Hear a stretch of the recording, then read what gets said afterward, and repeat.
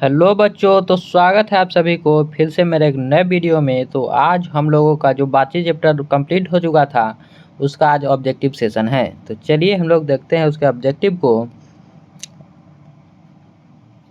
तो हमारा first number question है, बातचीत शीर्षक निबंध के निबंधकार का नाम क्या है। तो सीधा सीधा बोला जाए तो यह बातचीत का जो लेखक है उसके बारे में बात कर रहा है। तो हमारे बातचीत के लेखक बालकृष्ण भट्ट हो जाएंगे। हमारे जो बातचीत चैप्टर है वह एक निबंध है और उसका लेखक बालकृष्ण भट्ट जी है। बालकृष्ण भट्ट जी का जन्म कब हुआ था।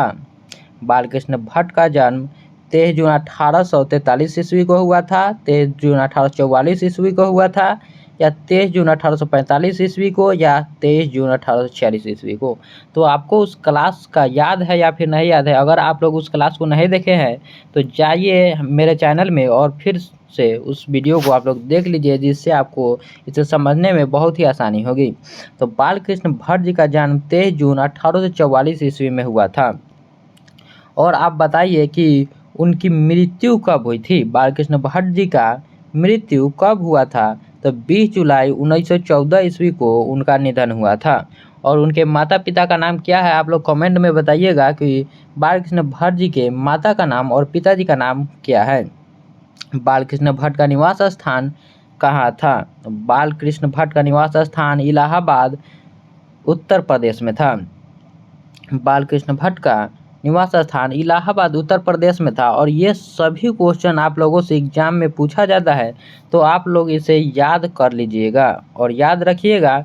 चलिए देखते हैं अगला क्वेश्चन, बालकृष्ण भट्ट में पढ़ने की अभिरुचि किसने जगाई थी। तो बालकृष्ण भट्ट में पढ़ने की अभिरुचि उनकी माता जी यानी कि माता पार्वती देवी ने जगाई थी। और उनके पिताजी का नाम क्या था आप लोग कमेंट कीजिए। और देखते हैं हम लोग, संगीत संयोगिता स्वयंवर रचना किसकी है। तो इस क्वेश्चन में बहुत लोगों की कन्फ्यूजन होता है। देखिए इसमें बालकृष्ण भट्ट कोई भी ऑप्शन में नहीं होगा। तो जो संयोगिता स्वयंवर है यह एक श्रीनिवास दास जी है, उन्हीं में उनकी चर्चा हुई है, उन्हीं का रचना है। चलिए देखते हैं बालकृष्ण भट्ट के पढ़ने में अभिरुचि किसने जगाई थी। तो ये तो क्वेश्चन हो चुका है कि माता पार्वती देवी ने बालकृष्ण भट्ट के अंदर। और देखिए हम लोग 8 नंबर क्वेश्चन, कौन सी रचना बालकृष्ण भट्ट की है। तो बालकृष्ण भट्ट की कौन सा रचना है, रेत का विकट खेल, कछुआ धर्म, रेणुका, या परिचय विद्या।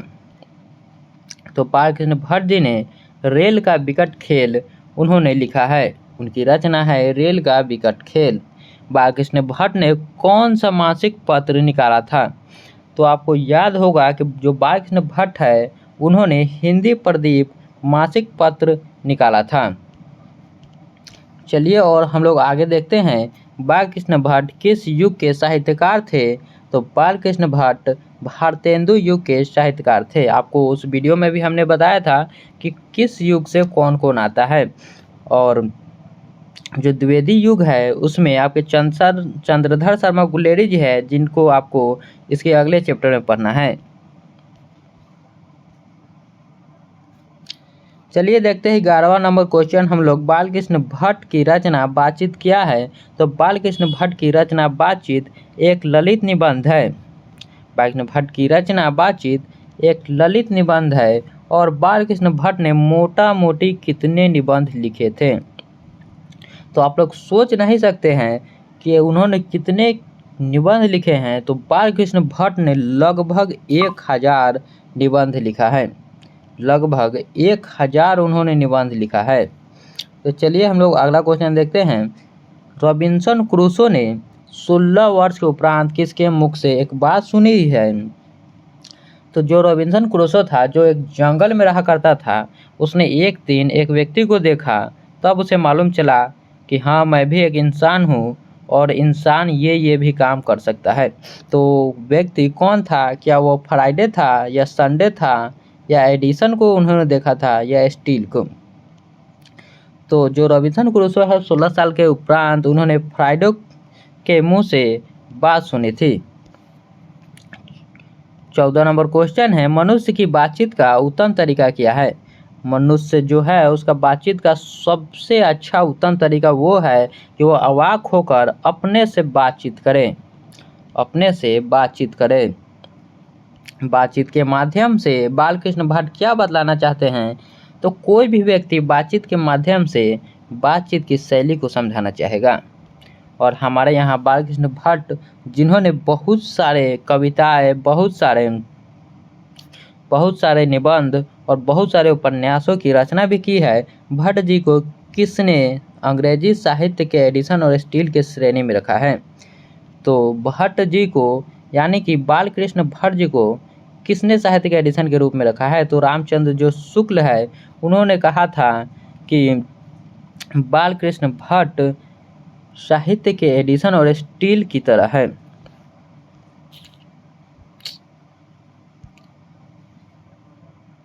चलिए देखते हैं 17 नंबर क्वेश्चन है, आर्ट ऑफ कन्वर्सेशन कहाँ के लोगों में सर्वाधिक प्रचलित है?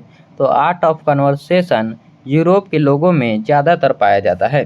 यूरोप के लोगों में एक खास तरह की बोलने की कला होती है जिससे लोगों का हृदय को यानी दिल को जीत लिया जाता है और इसे सुहृदय गोष्ठी भी हम लोग कहते हैं। चलिए देखते हैं अगला नंबर क्वेश्चन, किसके न होने से यह समस्त सृष्टि गूंगी प्रतीत होती है? तो वाक्य के जो शक्ति है, जो हमारे बोलने की शक्ति है, उसके न होने से यह समस्त जो सृष्टि है गूंगी प्रतीत होती है। चलिए 19 नंबर क्वेश्चन हम लोग देखते हैं, संवाद में सबसे महत्वपूर्ण क्या होता है? जो संवाद होता है उसमें सबसे महत्वपूर्ण आत्मीयता होता है। तो आप लोगों को क्लास कैसा लग रहा है आप लोग कमेंट में ज़रूर बताइएगा। और देखते हैं हम लोग 20 नंबर क्वेश्चन, बालकृष्ण भट्ट का निवास स्थान कौन सा है? तो इसे आपने अभी पिछले बार देखा था, तो बताइए कि बालकृष्ण भट्ट का निवास स्थान कौन सा था? तो इलाहाबाद उत्तर प्रदेश। इलाहाबाद उत्तर प्रदेश। बालकृष्ण भट्ट ने हिंदी प्रदीप नामक मासिक पत्रिका निकालना कब प्रारंभ किया? जो बालकृष्ण भट्ट है 1877 को उन्होंने हिंदी प्रदीप नामक मासिक पत्रिका को निकालना प्रारंभ किया। कौन सी रचना बालकृष्ण भट्ट द्वारा रचित नहीं है? तो इनमें से कौन सी जो रचना है बालकृष्ण भट्ट द्वारा रचित नहीं है? तो यहाँ पर है मेघदूतम।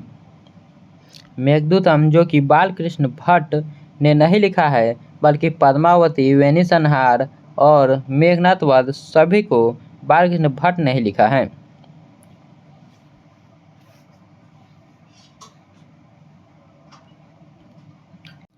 कौन सा उपन्यास बालकृष्ण भट्ट द्वारा रचित है? तो बालकृष्ण भट्ट द्वारा रचित उपन्यास है 100 अजान एक सुजान। चलिए हम लोग 24 नंबर क्वेश्चन को देखते हैं, बालकृष्ण भट्ट क्या नहीं थे? तो बालकृष्ण भट्ट पत्रकार थे, निबंधकार भी थे, आलोचनाकार भी थे, लेकिन वह एक महाकाव्यकार नहीं थे, इसलिए हमारा आंसर हो जाएगा बी। चलिए देखते हैं 25 number question, art of conversation कहाँ के लोगों में सर्वाधिक प्रचलित है? तो आर्ट ऑफ कन्वर्सेशन यूरोप के लोगों में सर्वाधिक प्रचलित है। वहाँ के लोगों में एक बात करने की कला होती है जिसे हम लोग आर्ट ऑफ कन्वर्सेशन कहते हैं। बातचीत से मन किस प्रकार का हो जाता है? तो बातचीत से मन हल्का और स्वच्छ हो जाता है। बातचीत से मन हल्का और स्वच्छ हो जाता है। असल बातचीत सिर्फ 2 व्यक्तियों में हो सकती है, यह किसका मत है? किसने कहा था कि असल बातचीत केवल 2 व्यक्तियों में हो सकती है, यह किसका मत है?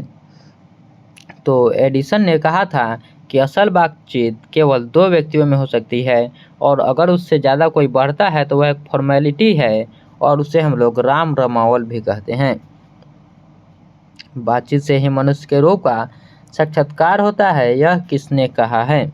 बेन जॉनसन ने कहा है, बोलने से ही मनुष्य के रूप का साक्षात्कार होता है कि जब तक कोई मनुष्य बोलेगा नहीं तब तक उसके गुण और दोष का कैसे पता चलेगा? बेन जॉनसन ने कहा है। चलिए अगला नंबर क्वेश्चन हम लोग देखते हैं। 29 नंबर क्वेश्चन है, नाटक के प्रारंभ में होने वाले मंगल पाठ को क्या कहा जाता है? तो नाटक के प्रारंभ में होने वाले मंगल पाठ को नांदी पाठ कहा जाता है। ये आप याद रखिएगा, ये भी कई बार पूछा जा चुका है कि नाटक के प्रारंभ में होने वाले मंगल पाठ को क्या कहा जाता है? तो नांदी पाठ कहा जाता है। बालकृष्ण भट्ट के पिता का क्या नाम था? बालकृष्ण भट्ट के पिताजी का नाम बेनी प्रसाद था। आप लोग मिला लीजिएगा कि आप लोगों का सही हुआ है कि नहीं। मैंने आपको बोला था कि कमेंट में लिखिए, वाक शक्ति के अभाव में मनुष्य क्या नहीं कर पाता है? अगर मनुष्य के पास वाक शक्ति ही ना हो तो क्या नहीं कर सकता है, तो वो बोल नहीं सकता है। अगर किसी के पास वाक्य शक्ति ही ना हो तो वो बोल ही नहीं सकता है। तो 32 नंबर क्वेश्चन है, बाल कृष्ण भट्ट के समय के कौन कौन साथी साहित्यकार थे? तो बाल कृष्ण भट्ट के समय के कौन कौन साथी साहित्यकार थे? भारतेंदु हरिश्चंद्र, राधाचरण गोस्वामी, प्रताप नारायण मिश्र या प्रेमघन। तो इसमें से हमारा आंसर हो जाएगा उपयुक्त सभी, क्योंकि जो सभी थे वो सभी बालकृष्ण भट्ट के साथी साहित्यकार थे। किसने लिखा है, गद्य लिखना भाषा को सार्वजनिक करते जाना है? किसने कहा है कि गद्य लिखना भाषा को सार्वजनिक करते जाना है?